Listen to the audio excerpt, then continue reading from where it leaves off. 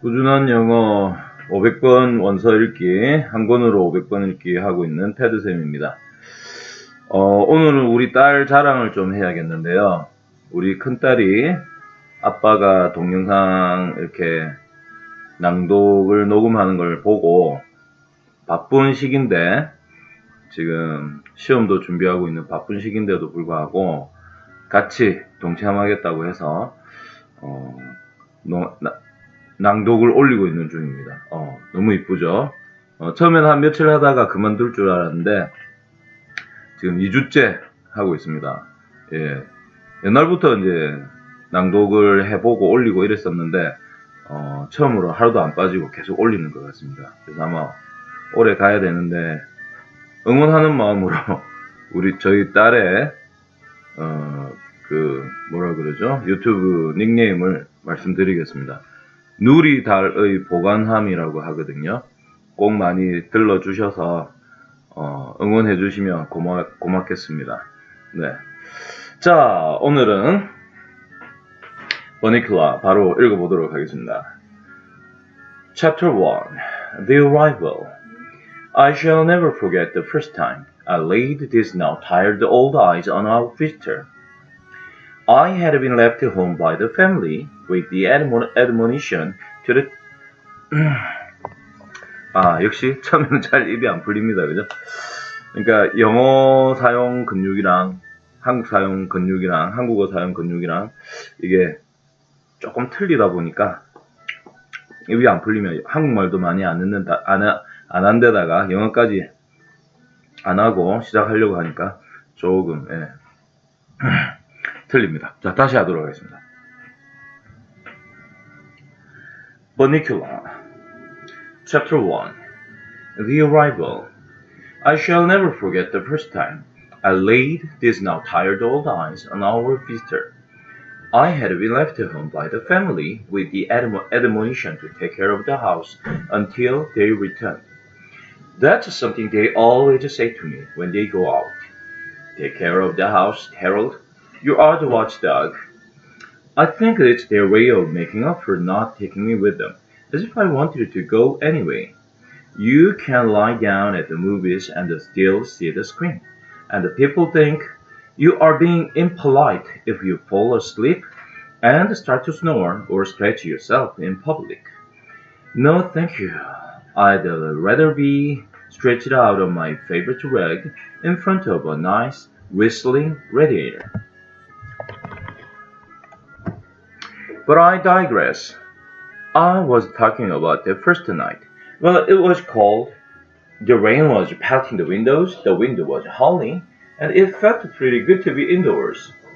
I was lying on the rug with my head on my paws, just staring absently at the front door. My friend Chester was curled up on the brown velvet armchair, which years ago he'd staked out as his own. I saw that once again. He'd covered the whole seat with his cat hair, and I chuckled to myself, picturing the scene tomorrow. Next to grasshoppers, there is nothing that frightens Chester more than the vacuum cleaner. In the midst of this reverie, I heard a car pull into the driveway. I didn't even bother to get up and see who it was. I knew it had to be my family, the Monroes. Since it was just about time for the movie to be over, after a moment, the front door flew open. There they stood in the doorway, Toby and Pete and Mom and Dad Monroe. There was a flash of lightning, and in its glare, I noticed that Mr. Monroe was carrying a little bundle, a bundle with tiny glistening eyes. Pete and Toby bounded into the room, both talking at the top of their lungs. Toby shouted, "Put him over here, Dad!" "Take your boots off, you are soaking wet," replied his mother, somewhat calmly, I thought, under the circumstances. "But, Mom, what about—" "First, stop dripping on the carpet. Would somebody like to take this?" asked Mr. Monroe, indicating the bundle with the eyes. "I'd like to remove my coat." "I will," Pete yelled. "No, I will," said Toby. "I found him.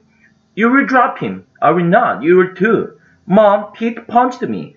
I'll take him, said Mrs. Monroe. Take off your coat this minute. But she became so involved in helping the boys out of their coats that she didn't take him at all. My tranquil evening had been destroyed, and no one had even said hello to me. I whimpered to remind them that I was there. Harold, cried Toby, guess what happened to me? And then, all over again, everyone started talking at once. At this point, I feel I must explain something. In our family, everyone treats everyone else with great respect for his or her intelligence. That goes for the animals as well as the people. Everything that happens to them is explained to us. It's never been just a good boy, Harold, or use the little box Chester at our house. Oh no, with us it's, hey Harold, Dad got a raise and now we are in a higher tax bracket. Or come sit on the bed, Chester, and watch this Wild Kingdom show. Maybe you will see a relative, which shows just how thoughtful they are. But after all, Mr. Monroe is a college professor and Mrs. Monroe is a lawyer. So we think of it as a rather special household, and we are therefore rather special pets. So it wasn't at all surprising to me that they took the time to explain the strange circumstances surrounding the arrival of the little bundle with the glistening eyes now among us. It seems that they had arrived at the theater late, and rather than trip over the feet of the audience already seated, they decided to sit in the last row, which was empty. They tiptoed in and sat down very quietly, so they wouldn't disturb anyone. Suddenly, Toby, who's the little one, sprang up from his chair and squealed that he had sat on something. Mr. Monroe told him to stop making a fuss and move to another seat.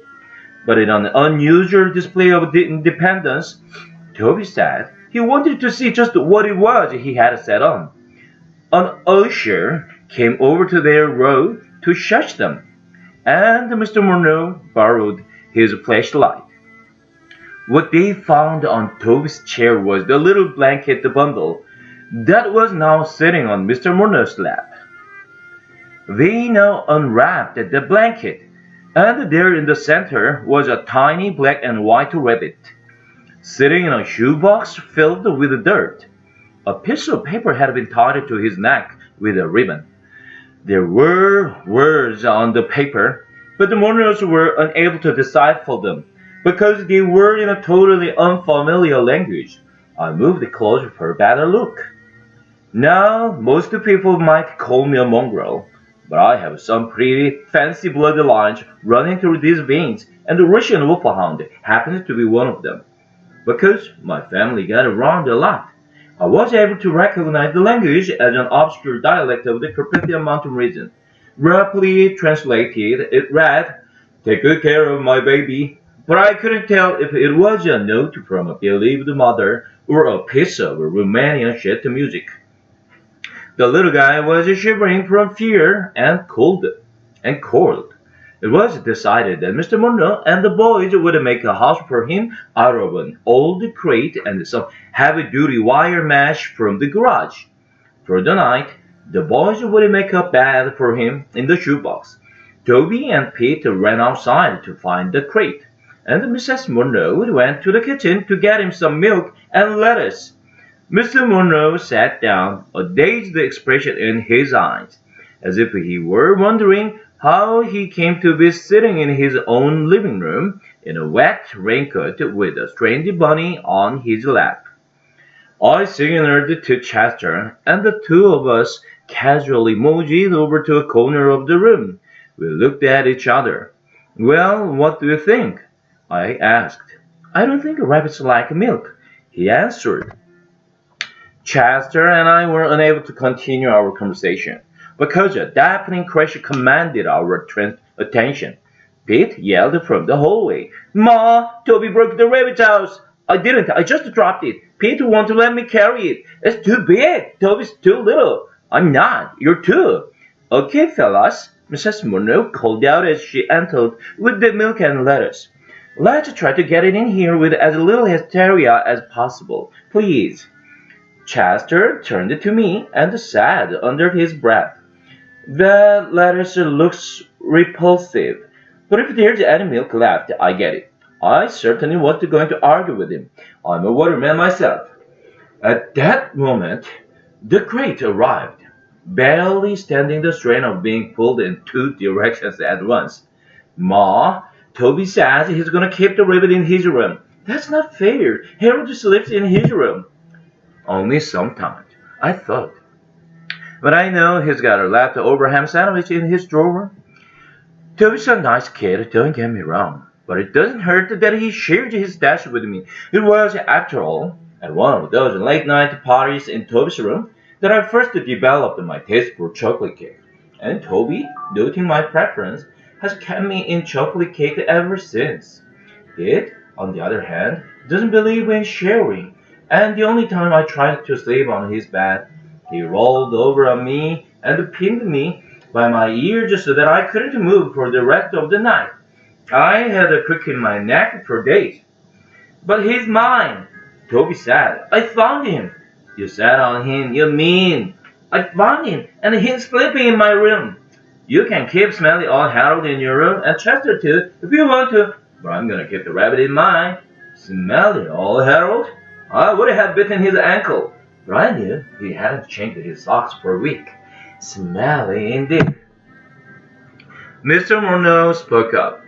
"I think the best place for the rabbit is right here in the living room, on that table by the window. It's light there, and he will get lots of fresh air." "Peter's taller than I am," Toby cried. "He will be able to see the rabbit better." "Too bad, Squirt." "Okay," said Mrs. Monroe through clenched teeth. "Let's put him to bed and make him comfortable, and then we can all get some sleep." "Why?" Pete asked. "I don't want to go to sleep." Mrs. Monroe smiled a little too sweetly at Pete. "Look, Ma," said Toby, "he's not drinking his milk." Chester nudged me in the ribs. "Didn't I tell you?" he asked. "Excuse me while I make myself available." "Hey," said Toby. "We gotta name him." "Can't that wait until tomorrow?" asked Mr. Monroe. The boys shouted in unison. "No! He has to have a name right now." The boys, I have to say, I agreed with them. It took them 3 days to name me, and those were the 3 most anxious days of my life. I couldn't sleep at all, worrying that they were really gonna call me Fluffy, as Mrs. Monroe had suggested. "Well, all right," sighed Mrs. Monroe. "What about, say, Bumba?" "Uh-oh, there she goes again," I thought. "Where did she get them?" "Yuck," we all said. "Well then, how about Fluffy?" she offered hopefully. Peter looked at his mother and smiled. "You never give up, do you, Ma?" Meanwhile, Chester, who had also been named Fluffy for a short time, was rubbing against Mrs. Monroe's ankle and purring loudly. "No, Chester, not now," she said, pushing him aside. "He wants to help us name him, don't you, Chester?" Toby asked, as he scooped him up into his arms. Chester shot me a look. I could tell this was not what he had in mind. "Come on, Harold," Toby called. "You've got to help with the name, too." I joined the family, and the serious thinking began. We all peered into the box. It was the first time I had really seen him. "So this is a rabbit," I thought. "He sort of looks like a Chester, only he's got longer ears and a shorter tail, and a motor in his nose." "Well," said Pete, after a moment, "since we found him at the movies, why don't we call him Mr. Johnson?" There was a moment of silence. "Who's Mr. Johnson?" asked Toby. "The guy who owns the movie theater," Pete answered. No one seemed to like the idea. "How about the Prince?" said Mr. Monroe. "Dad," said Toby, "are you kidding?" "Well, I had a dog named Prince once," he replied lamely. "Prince," I thought.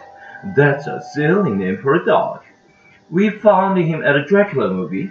Let's call him Dracula," Toby said. That's a stupid name, said Pete. No, it's not. And anyway, I found him, so I should get to name him. Mom, you're not gonna let him name him, are you? That's a favoritism, and I'll be traumatized if you do. Mrs. Monroe looked in wonder at Pete. Please, Mom, please, Dad, let's name him Dracula, cried Toby. Please, please, please. And with each please, he squeezed the Chester a little harder. Mrs. Monroe picked up the bowl of milk and moved toward the kitchen. Chester followed her every movement with his eyes, which now seemed to be popping out of his head. When she reached the kitchen door, she turned back and said, Let's not have any more arguments. We'll compromise. He's a bunny and we found him at a Dracula movie, so we'll call him Bunnicula. Bunnicula. That should make everybody happy, including me. What about me? Muttered Chester. I won't be happy until she puts down that milk. Well, God, is that okay with you? She asked. Toby and Pete looked at one another, and then at the rabbit. A smile grew on Toby's face. Yeah, Ma, I think that name is just right. Pete shrugged. It's okay, but I get to feed it. Okay, I'm gonna put the milk bag in the fridge. Maybe he will drink it tomorrow. What about Chester? Toby said, dropping the pretty cat to the floor. Maybe he will like it. Chester made a beeline for Mrs. Monroe and looked up at her plaintively. Oh, Chester doesn't want any more milk, do you, Chester? You've already had your milk today. She reached down, patted Chester on his head, and walked into the kitchen. Toby and Pete looked at one another, and then at the rabbit. A smile grew on Toby's face. Yeah, Ma, I think the name is just right. Pete shrugged. It's okay, but I get to feed him. Okay, I'm gonna put the milk bag in the fridge. Maybe he will drink it tomorrow. What about Chester? Toby said, dropping the pretty cat to the floor. Maybe he would like it. Chester made a beeline for Mrs. Monroe and looked up at her plaintively. Oh, Chester doesn't want any more milk, do you, Chester? You've already had your milk today. She reached down, patted Chester on his head, and walked into the kitchen. Chester didn't move. Okay, bedtime, said Mr. Monroe. Good night, Bunnicula, Toby said. Good night, Count Bunnicula, Pete said sarcastically, in what I took to be his attempt at a Transylvanian accent. I may be wrong, but I thought I saw a particular movement from the cage. Good night, Harold. Good night, Chester. I licked Toby good night. Good night, Smelly Harold. Good night, dumb Chester. I drew on Peter's foot. Mom, Harold drew on my foot. Good night, Pete. Mrs. Monroe said with great finality as she came back into the living room, and then more calmly, Good night, Harold. Good night, Chester. Mr. and Mrs. Monroe went up the stairs together. You know, dear, Mr. Monroe said, that was very clever, Bunnicula. I could never have thought of a name like that. Oh, I don't know, Robert. She smiled as she put her arm through his. I think Prince is a lovely name, too. The room was quiet. Chester was still sitting by the closed kitchen door in a state of shock. Slowly, he turned to me. I wish they had named him Fluffy, was all he said. 자, 오늘은 일을 나가야 되니까 우선 오전에는 요거까지만 하겠습니다.